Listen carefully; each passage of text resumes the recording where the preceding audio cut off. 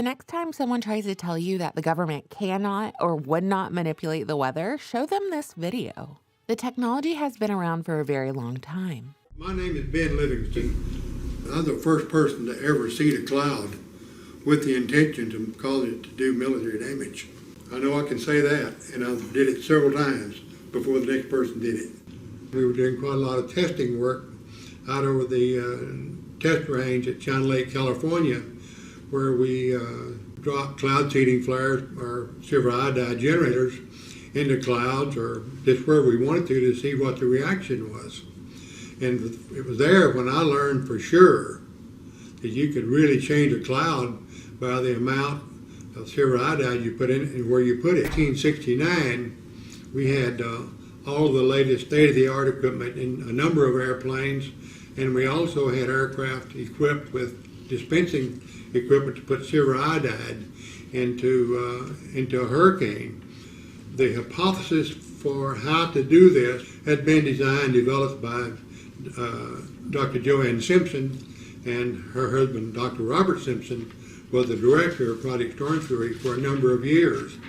And we followed her hypothesis, which said that if you seed enough clouds in the right front quadrant of a hurricane where the energy cells are, you may build a second eye, or at the minimum make this original eye much bigger.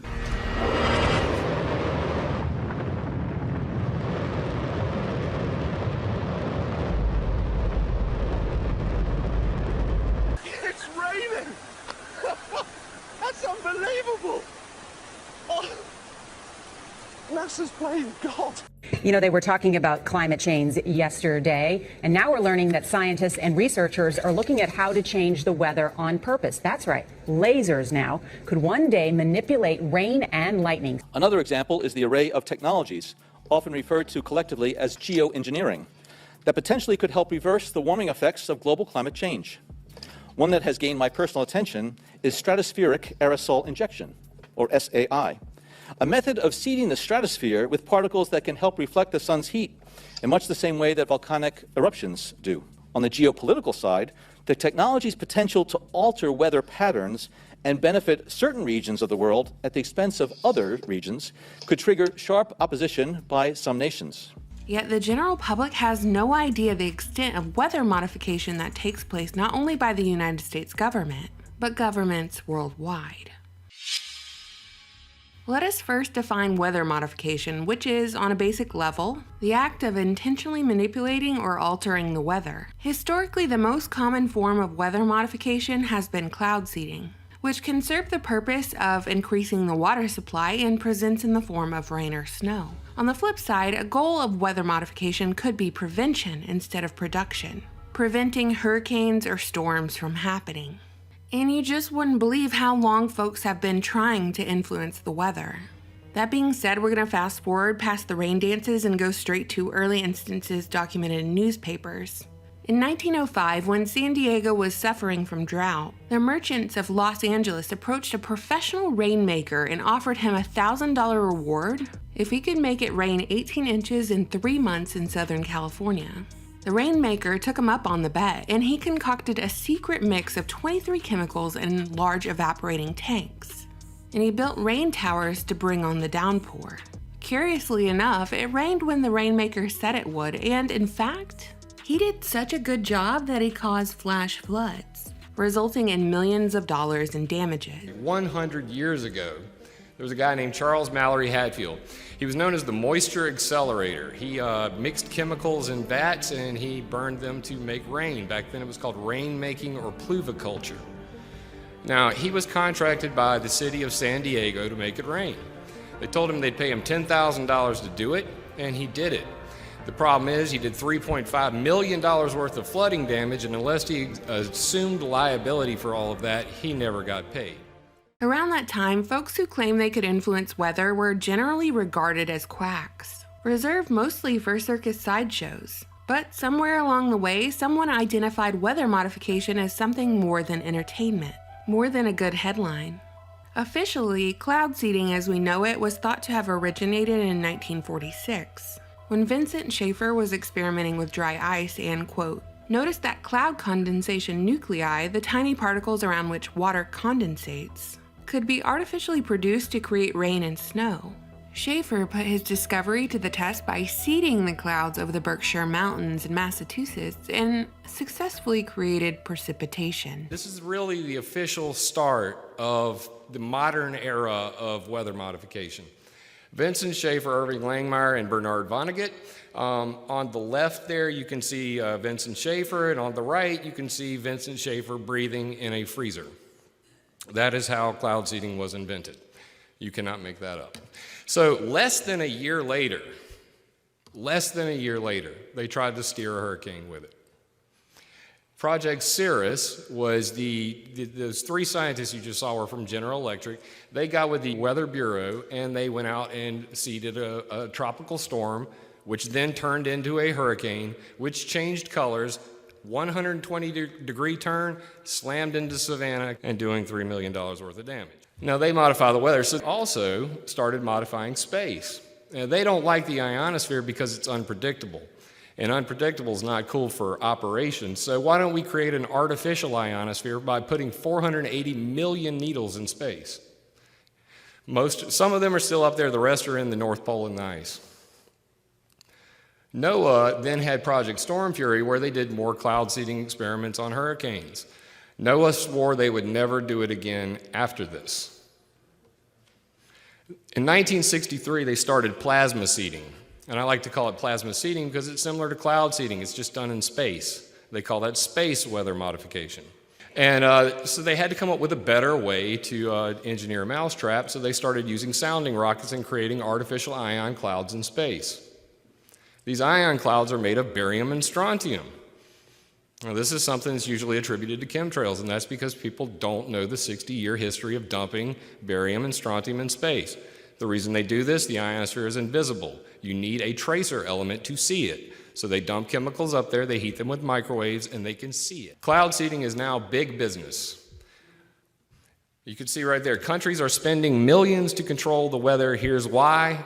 That article went viral way too fast, and they quickly renamed it to China is spending millions on modifying the weather for the Olympics, because the other article title was way too accurate. And in the bottom corner there, you can see that you can pay Oliver Travels Company 100,000, I believe that's euros, to get rid of the clouds on your wedding day.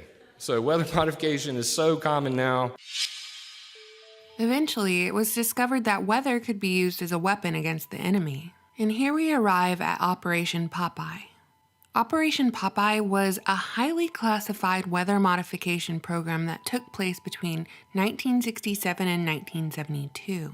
It involved a cloud seeding operation during the Vietnam War with the goal of extending Vietnam's monsoon season. Basically, through cloud seeding, Operation Popeye induced and prolonged the rainy season.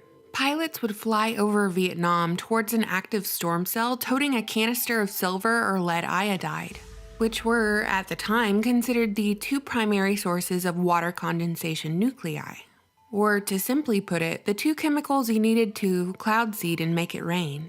Once they were in or near the storm cell, the plane crew would ignite these canisters of chemicals and release them into the storm. And once a super scientific KitchenAid mixer action happened, these chemicals would prolong the storm when they mixed with the already present precipitation up in the clouds. What's weird is this practice was completely kept secret from the public. The Nixon administration denied Operation Popeye and lied to Congress, but somehow journalists got a hold of the details and published stories about rain being used as a weapon. Maybe that was back when mainstream journalism was actually a respectable career path. Either way, Operation Popeye was highly classified.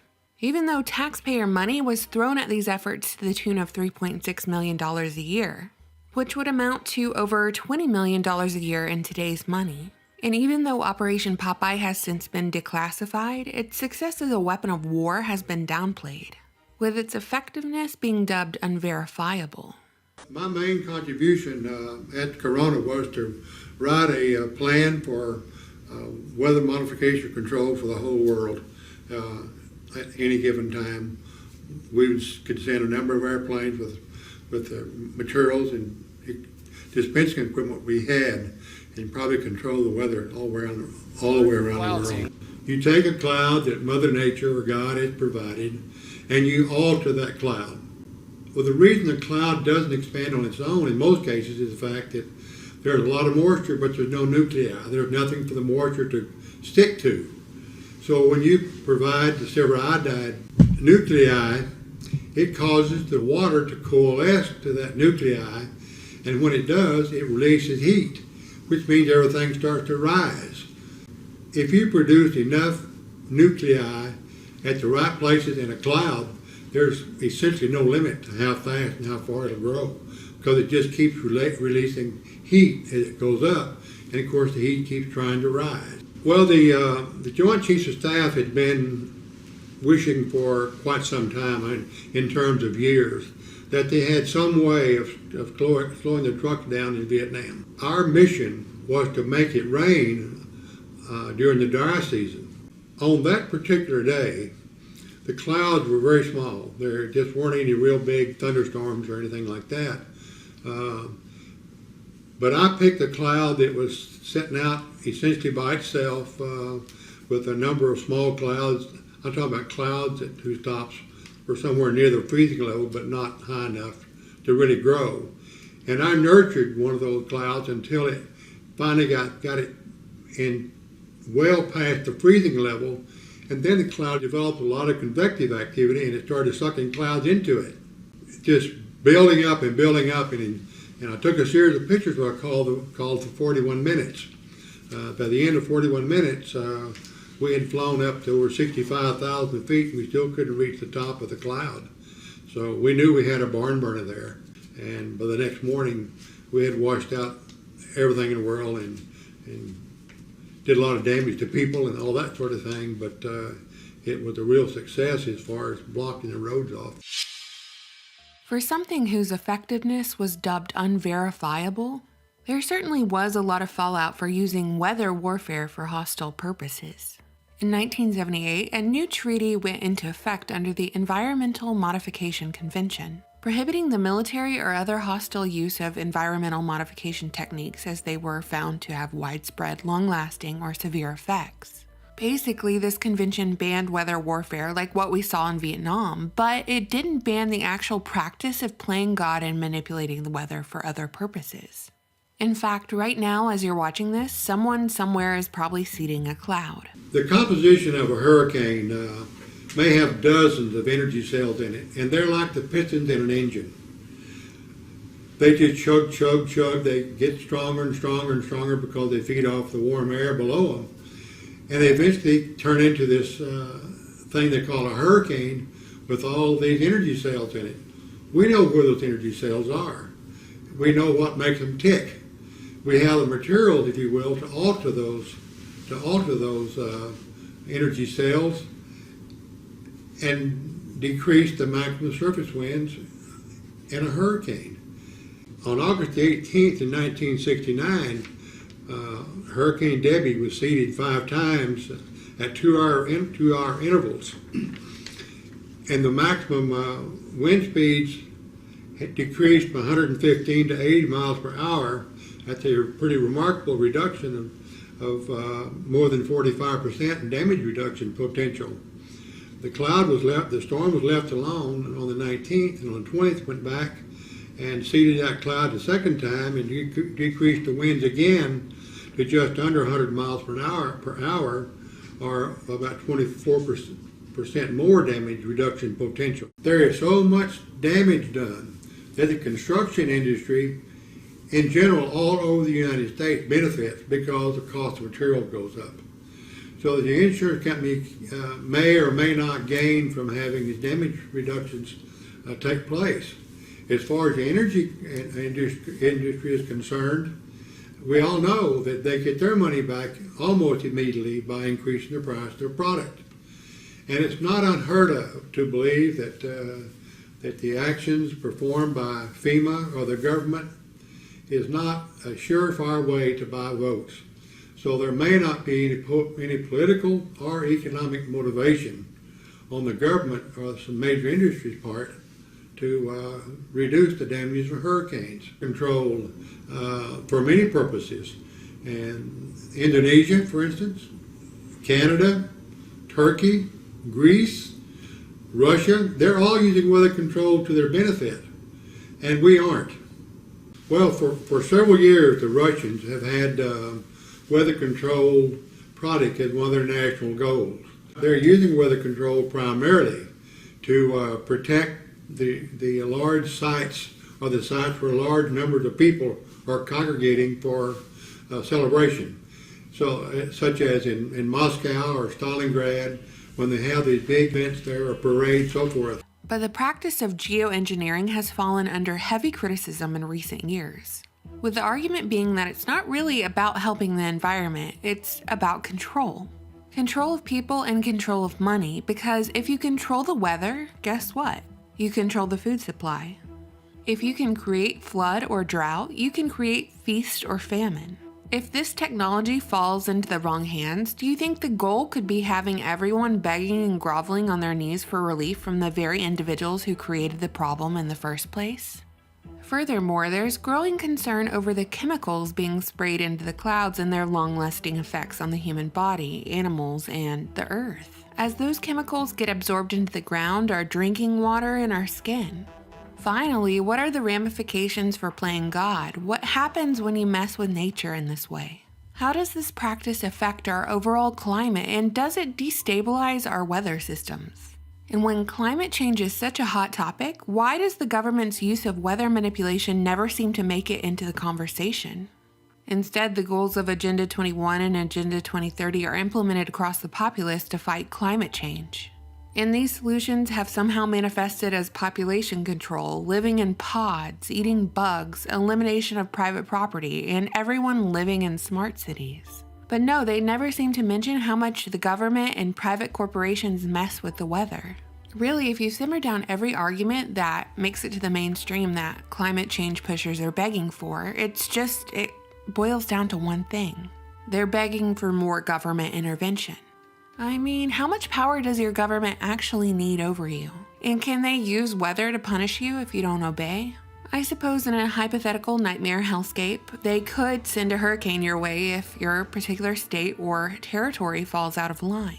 But the thing is, very few around you would believe the government was capable of such a thing, that they'd actually have the technology or incentive.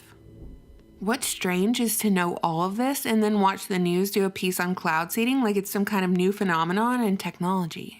But really, there are hundreds of US patents concerning weather manipulation and cloud seeding dating back to the early 1900s. Out west, where water is a major commodity, cloud seeding is commonplace, and even a way for ski resorts to bolster business, creating more snowfall. There are stories of mining companies in Australia who are using cloud seeding to prevent rainfall in key locations. But by benefiting themselves, they put the larger region at a detriment, drying out rivers, which kills off native animals, causes dust issues, and hey, could even be a contributing factor to those bushfires we heard so much about this year. China is actually super upfront about their manipulation of the weather. For the 2008 Beijing Olympics, they claimed to have used cloud seeding technology to ensure that the event would be rain-free. Back in 2018, China announced it was launching the world's largest weather control machine, with the ability to modify the weather in an area similar to the size of Alaska, with the stated goal of increasing rainfall along the Tibetan Plateau to meet the water demands of their population. While China is uncharacteristically upfront about their weather meddling, more than 50 other countries discreetly use the practice of cloud seeding on the regular. Again, I ask, what are the consequences of playing God? Why is the conversation surrounding climate change as manipulated as the weather? What are the long-term effects of the chemicals they're spraying into the clouds and raining down on us? And lastly, can we trust governments worldwide to be upfront, honest, and ethical in their weather endeavors?